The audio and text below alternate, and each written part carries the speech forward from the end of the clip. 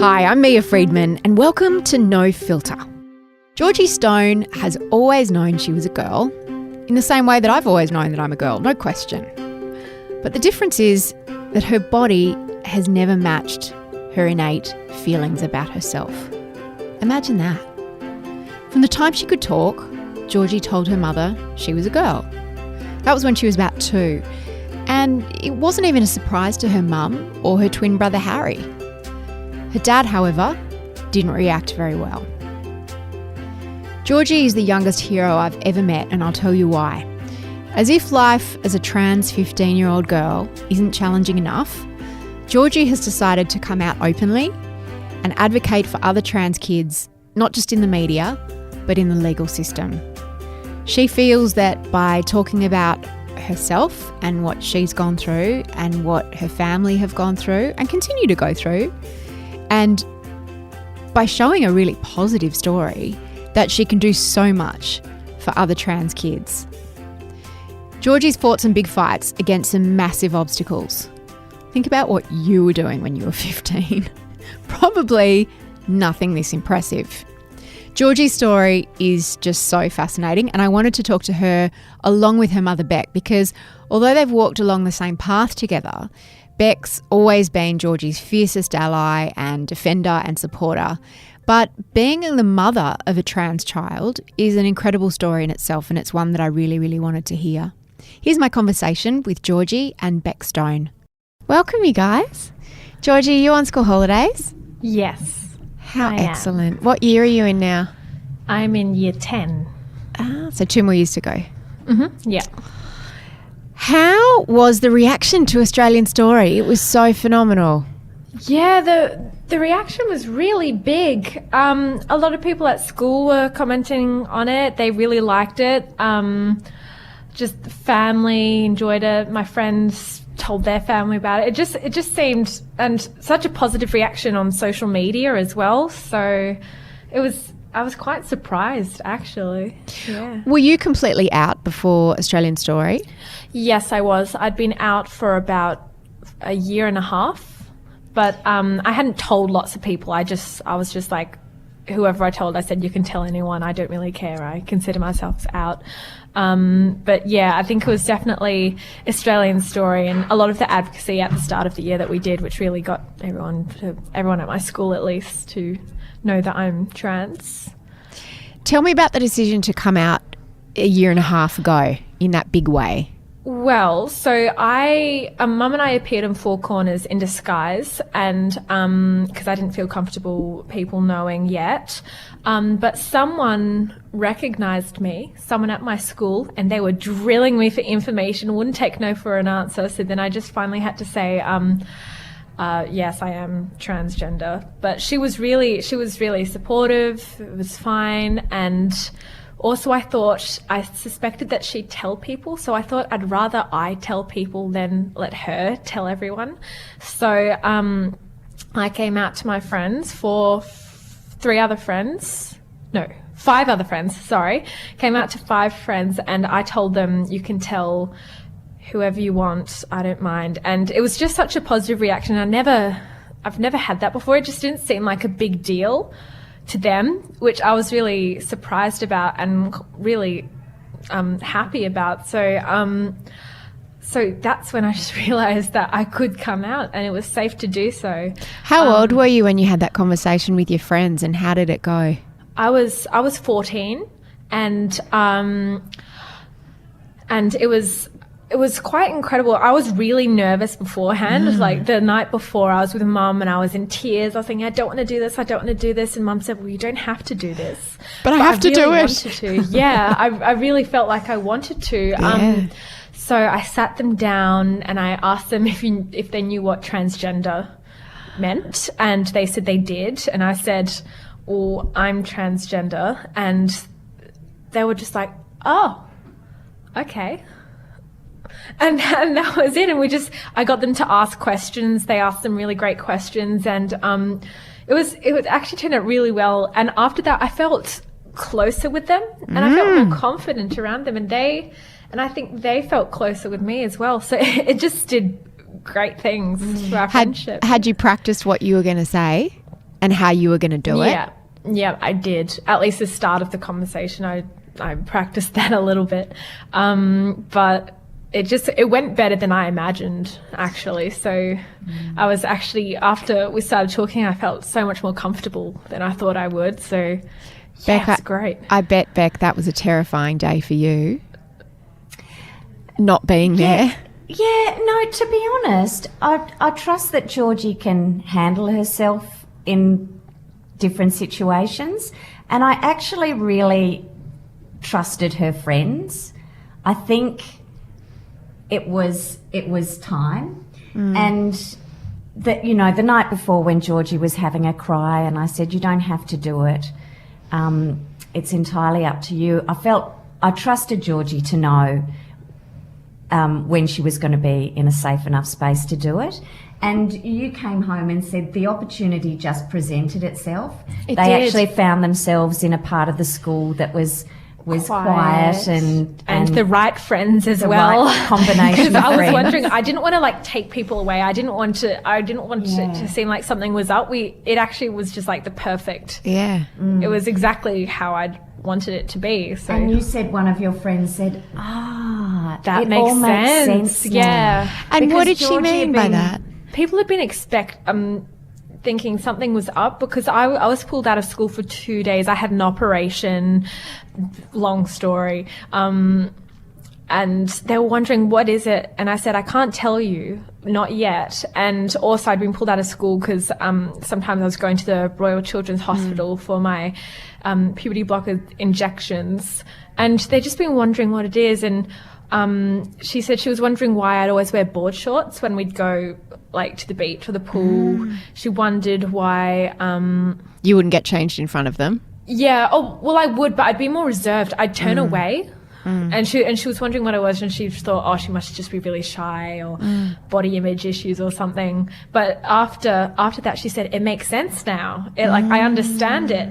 And then that was really cool. I was actually really happy she said that, because I was like, oh, they noticed something. Yeah, there was a part of you holding back. Yeah. And the other thing that was really good that one of my other friends said was that they were so glad they got to know me for 2 years before I came out, because then they just knew me and were friends with me. Just for me, you know, being transgender wasn't a big part of it at all. So, and I agree with that. One of my favourite parts of the Australian Story interview with you and your friends was when one of them said that you came out to her and then she just forgot for a couple of years. Yeah. So those two girls, Leah and Alex, they don't go to my high school. I've been friends with them since I was 6. They went to my first primary school. Leah's great. She saw me transition, but she was always friends with me. We always did, you know, the girly stuff, and she just completely and utterly forgot. And that was so funny. And one night we were having a sleepover, and I was like talking, and I think I was going through a rough time with court and stuff, and I said, oh, this because I'm transgender. And she's like, you're transgender? Yes. But it was so funny. But to me, I thought that was the biggest compliment in a way, because it's it's such an unimportant thing. It's like the colour of your hair, or, you know, where you used to go to school. I think the colour of my hair is more important, actually. Well, that's true. You are a teenage girl. Yeah. You know, it's often said by people who are gay that the process of coming out, you don't have to just do it once. You have to keep doing it throughout your life as you meet new people. Yeah. And I wanted to ask, I imagine that Australian Story kind of fast-tracked that a little bit for you. Yeah. But is that the case, that you often have to be constantly making decisions about who you tell and when it's relevant? At first it was, because I didn't tell all of my friends at once. So I told 3 girls that I was trans first, and then I told another girl, and then I told another 2 girls. I don't know, now that, passport says female, that... Congratulations, when did that happen? Yeah. Oh, last year? A few years that ago, must have been a huge day. That's great, because we had to go overseas twice, and especially when I was 9, when we were 9 we went to Bali, and my passport photo was still sort of male. I had short hair and it said male on there, and they'd look at me and they look at the photo, look at me and we'd have to say, oh, I'm transgender. So that time especially, I was so scared. I thought I wouldn't be allowed overseas. And also just that rising anxiety, I imagine, every time you were put in that situation. And going to the hospital as well, like Medicare said male, but now Medicare says female. So the only thing really that says male is my birth certificate. We don't need that for that much, do we? Except for driving. What's the process of having that changed? At the moment, I have to have the sex change operation and I'll be 18. I have to be 18 for that. Beck, what about the process for you in terms of coming out as the mother of a transgender daughter? Is that an ongoing process for you as well? Or was it when Georgie was younger? I mean, there are so many different phases, I suppose. When she was younger, I think it was trickier because all those 9 years, nearly 10 years ago now, it was an entirely different landscape. There was nobody like us. It was kind of really exhausting at the beginning because you do have to explain to everyone that your child comes into contact with that there's this experience that sort of needs to be accommodated for. And instead of it just being a short explanation, it's a really long explanation. And there were so many roadblocks at that point in time. So really, I barely have to explain a thing now. Two of the crossroads in transitioning for a child is the onset of puberty and then wanting to take the gender affirmation hormones. They don't happen at the same time, do they? No. So you block and then you have to wait a period of how long before you can... Usually the age of 15 and 16. When we were younger, it was... People said it's the age of 16. It's always the age of 16. That's how I knew it. But it varies really, 15, 16, So older. What's shocking to a lot of people is that is a process that's not up to the individual or the parent or even the doctor, but that is a process that is in Australia, as opposed to every other country in the world, you have to go to the family court, correct? Yes. And So- a judge who's never met you has to decide whether it's the right thing. That's right. So the judge can only base their decisions on the expert opinion of the treating clinicians. You petitioned to have this law changed and that it is falls to the judgment of the doctors and the parents. Is that correct? Right. So for puberty blocking hormones, no family has to go to court to access those across Australia. When puberty hits, you don't have long. Tell me how it unfolded for you, Georgie. Well, at the time I was quite oblivious to what was happening. I mean, I knew I was going through puberty and I knew that I didn't want that to happen. But What did it mean to you going through puberty? It meant that I wasn't who I am, and it meant that I was going to become a male, go through male puberty, and I knew that if that happened, I would have killed myself because I sing a lot. I love singing, and if my voice had broken, I wouldn't be able to do the thing that I love. Summertime and the living is easy. I also love talking, and I wouldn't have wanted to talk anymore. I wouldn't have survived that world. And you knew that at such a young age. You knew that this was in your future, and if you had to go through it, you wouldn't survive. Did you articulate that, or you just felt it inside? I know that's what I would have felt. I didn't know. My parents tried to shield me from the urgency of the situation. I just knew that it was taking a long time, and I was distressed at the things that were happening in my body, but I didn't even think at that point that it was a possibility that I wouldn't have been able to get the medication in time. It had always been a fear of yours, though, growing up. Oh, that yeah, You would say, please don't let me grow a beard. Please don't let my voice break, and so on. And Georgie, are some of those things irreversible? Yeah, puberty is irreversible. If my voice had broken, it wouldn't have been able to go back. It's completely irreversible.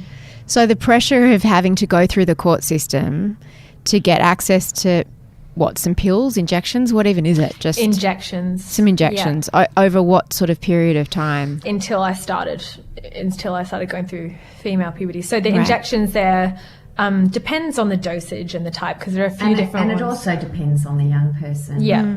Beck, Yeah. I've had some very heated discussions with people who are otherwise tolerant, but who, when the subject of children, transgender kids, comes up, and I've talked to them about in the court process, and it's terrible, and they've said, "Oh, hang on, but kids go through phases, and what if they want to go back? I mean, it's a very big decision." That argument infuriates me, but I'll let you persecute it. What do you say to those people who say, but it might just be a phase and kids don't really know? Well, I think kids do know, because all you need to do is ask them. But there's a different intensity to the experience of a child who's going through a phase and a child who has an innate sense of who they are. And the difference between Georgie liking things that are traditionally girl things had a different intensity, persistence, consistency than a child who just enjoys a variety of toys and expressing themselves in a variety of ways. So Georgie would say, "I am a girl," whereas another child, a boy who liked to play with girl stuff, would say, "I like girl stuff." It's a totally different thing, and the language somebody uses is really important.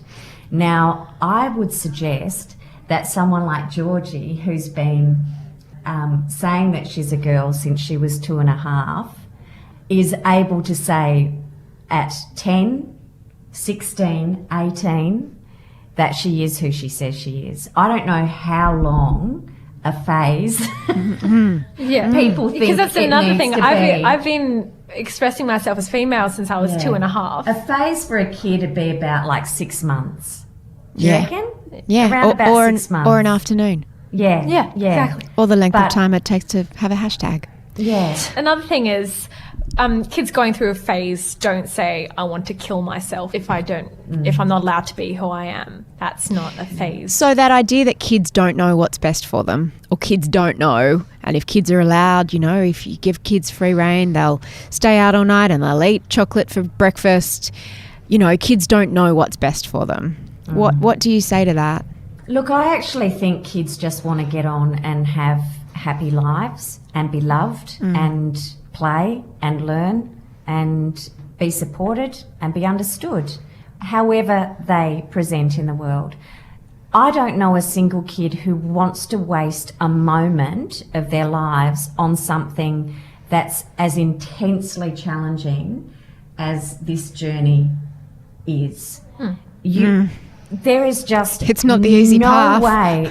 No, there is no way on earth that a kid would put themselves through this just for, shits and giggles. Yeah, exactly. Just wouldn't. Beck, you had a really unusual but extraordinary situation in that you had Georgie, you're a twin, right? And so you had a boy who was the same age, at the same developmental stage, to compare and contrast. I mean, you could not have had a more stark, I suppose, living example of who Georgie was and who Georgie wasn't, right? Yeah. So what did you first start noticing? I mean, 2.5 is the first time that you can start articulating it, I guess. As a child, you can start talking and you know what a girl and a boy is. But when did you notice those differences? How early? Look, hindsight is a wonderful thing. Exactly, with the wisdom of hindsight. So you can reinterpret things that you've seen, or you look back on video and go, "Oh, that was an interesting choice of dress up when you were 2," that sort of thing. But so with the wisdom of hindsight, what do you look back now and see? Oh, look, probably around about 2, I could see that there was certainly a difference between Georgie and Harry. Definitely. A different way of expressing themselves. Not so much the preferences of toys, I don't think. No, because we were always given the same toys, but it's just how I'd see the toys. Like, I was given, what's it, Noddy? Noddy. Noddy, Yeah, noddy. like a noddy doll, but it'd be a female noddy, even though it looked exactly the same as Harry's one. Or the trucks we were given. Mine would be the girl truck, like with all the Barbies in it, instead of just one going into sand. So I'd do things like they'd both get a Buzz Lightyear costume, but Georgie would turn hers into Mira Nova, who was the girl space Girl ranger. version of Yeah. Mira Nova. Such a good name. So Georgie, you showed your family who you were as soon as you could. Yeah. I think one of the first words I remember saying was, "Mum, I want a vagina." Wow. I was 2.5. Yeah. So, yeah. What did you say to that, Beck? I said, well, but you're a lovely boy and you've got a willy. That's you. So that was at bath time, and it was curious, and I did take note of it, but I think you'd have to say I was alert but not alarmed, Yeah. It was not... This is different, but you weren't concerned. Yeah. No, not at all. In the interview with Georgie's dad, he talked about feeling massive regret, but obviously struggling with this idea of Georgie being transgender. It must have been incredibly tough for Beck. Well, I suggested that she had encouraged this, which was a terrible, terrible thing to say, because it's not true. It doesn't work like that. But I think I was struggling with it. So I was looking at all. I know this sounds like I'm trying to justify what I did, which was terribly wrong. But I was looking for answers. You said you felt responsible for causing it and making it better. That really struck me, that idea of, as the mother, it all falls to you. Yes. And I must admit that as I've met so many other families as well, that it's often true that the mothers are responsible for the gathering of the information, for disseminating the information, for getting the hospital visits, taking the kid to the hospital, all of that sort of stuff. So I would really love to see dads becoming more involved, More proactive. and really being eager to learn and understand and be able to articulate the process and know what's going on. Because really for you and I, we've been a little team together, haven't we, all the way through? Definitely. I mean, it's Mum who's come to all the appointments. It's Mum who was there at the school. It's Mum who was there when I was being bullied. It's always been Mum. I'm Mia Friedman, and you're listening to No Filter with Georgie and Beck Stone. Are you frantically trying to hunt out BPA-free lunchboxes? Are you breaking out in hives at the idea of covering 25 different exercise books in contact without getting air bubbles? Then I have the show for you. I'm Jo Abbey, and I'm on a mission to help every parent out there whose year is split into 4 distinct parts, and they are the school terms. The Parent Code is a podcast that answers every back-to-school question you have, from how much homework is too much to what teachers really think about you. Get prepared for the year ahead. The Parent Code, out now. Find it in iTunes or the Mamamia podcast app. Georgie, I mentioned before that you're a twin. Tell me about your relationship with Harry and how that's evolved. I mean, I think twins are magical creatures anyway, but he's obviously been uniquely positioned on this journey with you. Harry was incredible. He was the pronoun police. He protected me at school when Mum wasn't there. He's great. There was a slightly heartbreaking moment back in Australian Story where he talks about how everyone's been so consumed with Georgie's journey that he felt at one point being left behind. For years, I was left to fend for myself as they were fighting in court for Georgie. And that was around the time that there was bullying, but also mental illness. I fell into a deep depression for quite a few years, and didn't speak up, nor did anyone notice. And my heart broke for you more than him, just thinking, oh my God, it is so tough as a parent, isn't it? It is just so tough. The great thing, though, about Harry is that he is also very articulate. He's incredibly self-sufficient, which is why he went under the radar for so long. Because we'd check in, are you all right? Yes, he was all right.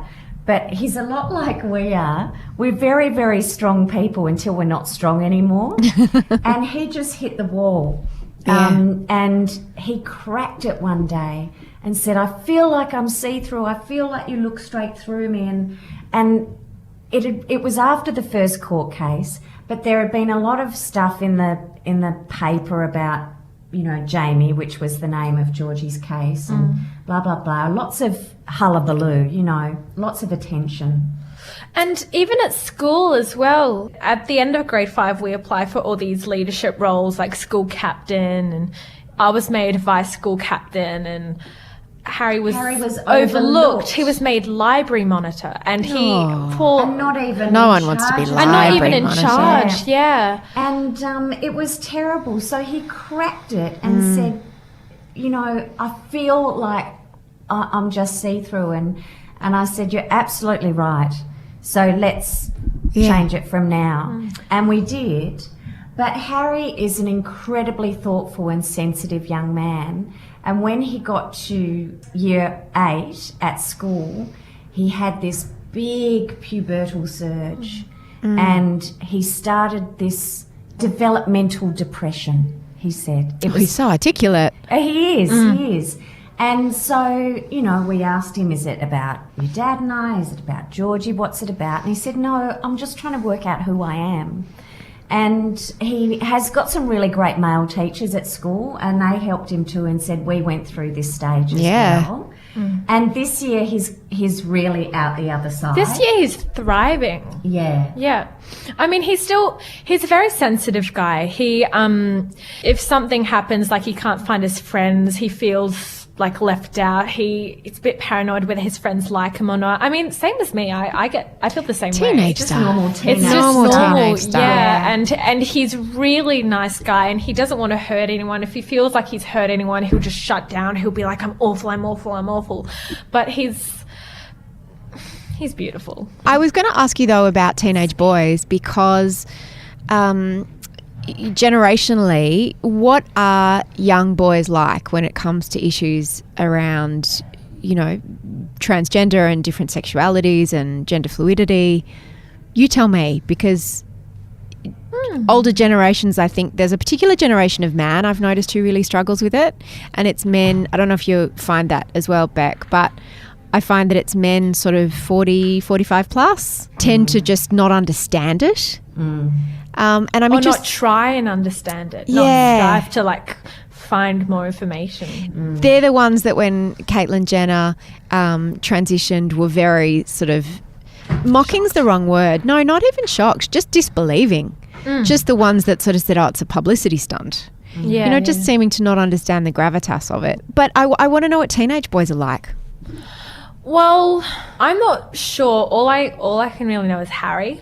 And Harry is Harry's very good with it. He listens, he finds more information, he likes talking about it. We have really good conversations, like family conversations, Mum, Harry and I. He's really good. He's a feminist. He believes in equal rights, and he believes that males should be able to express their emotions more. So that's really good. So all I can really do is take it from Harry. Well, he sounds heaven, but you're at school with boys and your friends have brothers and boyfriends, and there are boys in your world. How do they sort of react to you or perceive you, or? They don't talk about it much. I've talked with one guy about it, and he just said I was really articulate. On Australian Story. But I mean, that's the best thing. It's so funny you say that. I remember one time my eldest son's 19 actually, and when he was in about year 9 or 10, he came home and he was telling me that someone in his year had come out as bisexual, and I became terribly worried for this kid, and I was like, oh, what happened, and is he okay, and how did everyone react? And he went, well, no one reacted, Mum, because no one cares. But Beck, in our generation, you would know about it, right? Like if a kid had come out as transgender when we were at school or gay or anything, it would have been a massive deal. Huge. Huge and terrible for them. Terrible for them. And you did experience bullying when you were younger. Yeah, definitely. And it was the boys who were the bullies. So what do you think changed? Why do you think you were bullied then, and why do you think everyone's so cool with it now? I think I don't know, just to me that first school seemed a little bit dodgy.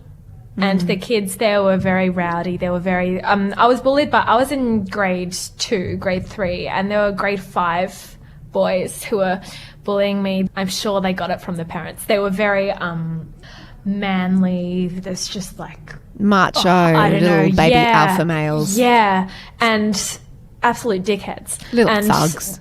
Yeah. In a group of like 5 of them, they're just...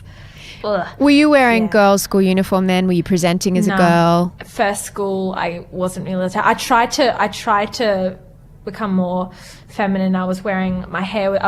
By the age of 8, I was growing my hair longer, hanging out with girls, Leah and Alex from Australian Story. I was probably wearing, casual clothes. I was wearing more feminine things, bathers as well, more feminine. So they detected the difference in you. Oh yeah, they'd come up to me almost every day saying, "Are you a boy or a girl?" Trying to make me say I'm a girl, and then they'll be like, "You're not a girl." So you knew you had to say I'm a boy. I ignored that. I tried ignoring them, and then I always thought I had to try and be nice.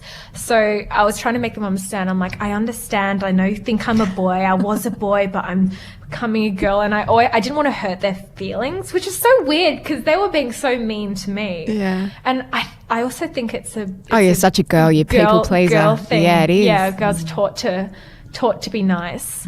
So I think it was that. But leaving that school was so good. Could be away from those boys. But time is quite different now, isn't it, to what it was? Yeah, things have changed, and I think that can be attributed to just things in the media coming out, more stories, more celebrities as well with support for the LGBTIQ community and just diversity in general. Is there a community for trans teens? Yes, there is. Where does it live? Online? Online, I think -18 or Y gender, they have a great under 18s hub for all LGBTIQ people. I'm not a part of that community because I feel like I don't need support from other trans people. But I understand when people want support, want other friends who are trans or queer or gay.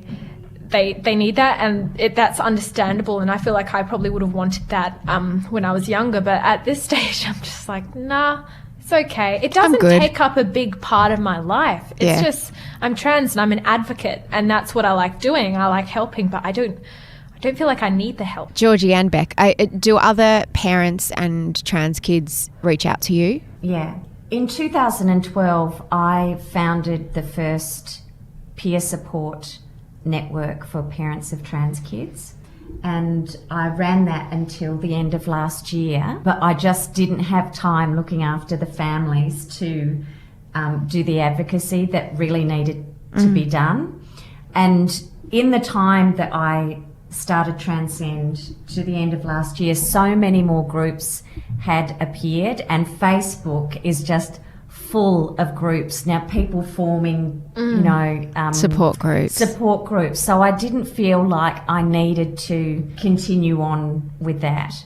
People can organise themselves really well. Beck, if there are mothers listening to this who suspect or who know that their kids are transgender, what should they do? Firstly, practically, what should they do? And then just what are your words of advice more broadly? Okay. Well, really, most parents want to know, is it all right that I support my child? Yes. What do you mean, is it all right? Like, is it my duty to try to convince them that Am I doing the right thing? Is it right to help them find out who they are? Yeah, because there's still sometimes that perception that they, by supporting, are somehow encouraging it or da-da-da. Or creating it. Yeah. Yes, exactly. If it is okay to support, then where do I go? And are there other families like ours?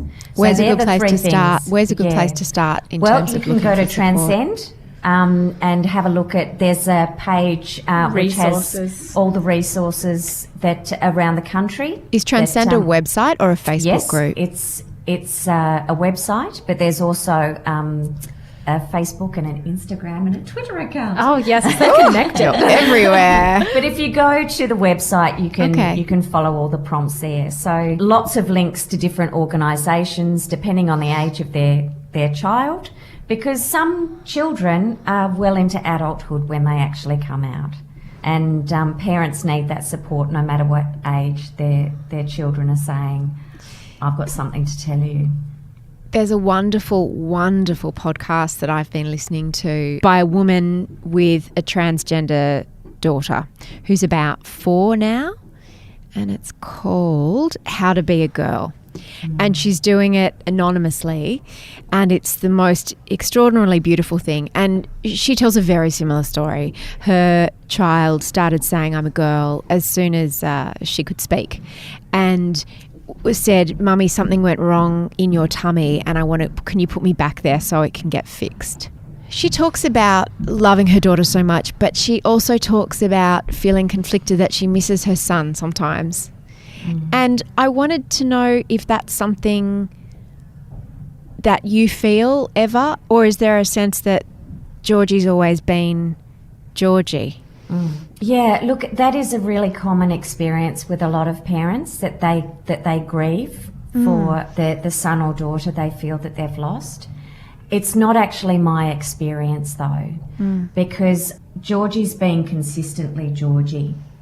Nothing changed about Georgie except the clothes we put her in and the pronouns we used.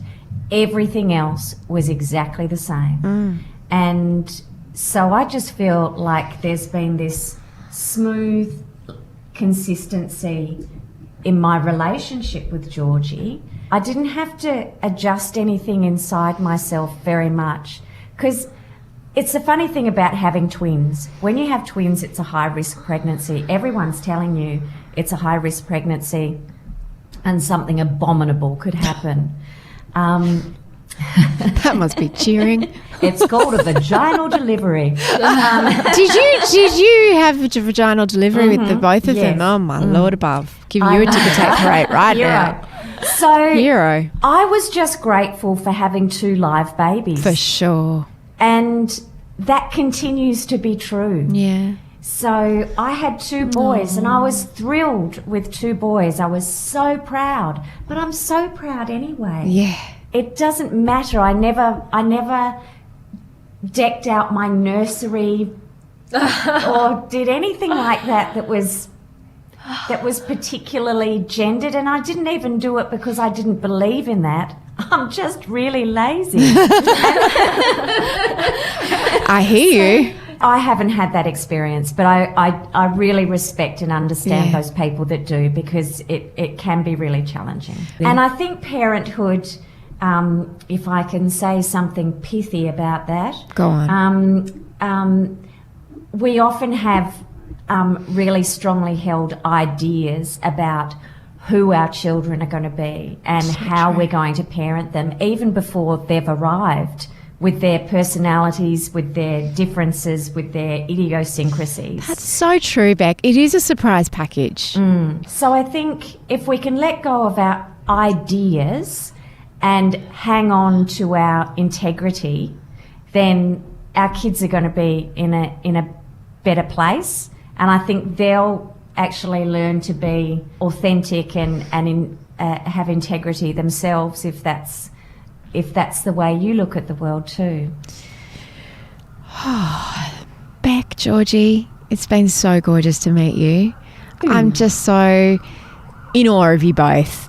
and your generosity in sharing your story and the help that you'll provide to countless families. You'll probably never know the people who are listening to this right now whose lives are going to be changed because of what they've just heard. So thank you so much, and we will fight the good fight alongside you in terms of trying to get this legislation changed. Thank you, Thank Mia. you so much. Thank you very much. So much love. If you want to buy a book mentioned on No Filter, go to apple.co/Mamma Mia, where you will find every book we talk about on any of our shows in one place. And if you enjoyed this podcast, please do us a favour. I would so love it if you would leave us a 5-star review. And by us, I don't just mean me, I mean everyone that works on this show. Sick of scrolling through all the other podcasts to get to ours? I know how that feels. So if you download the Mamma Mia podcast app, it puts all of our shows in one easy place on your smartphone or on your tablet. Well, if you want to suggest a guest for me to interview, or just ask me a question or leave a comment, call the pod phone on 02 8999 9386. I'm Mia Friedman, and it takes a village to make No Filter. Today's show was produced by Liza Ratliff for the Mamma Mia Women's Network. The executive producer of podcasts is Monique Bowley, also known as Mons, and the head of entertainment is Holly Wainwright, also known as Hole.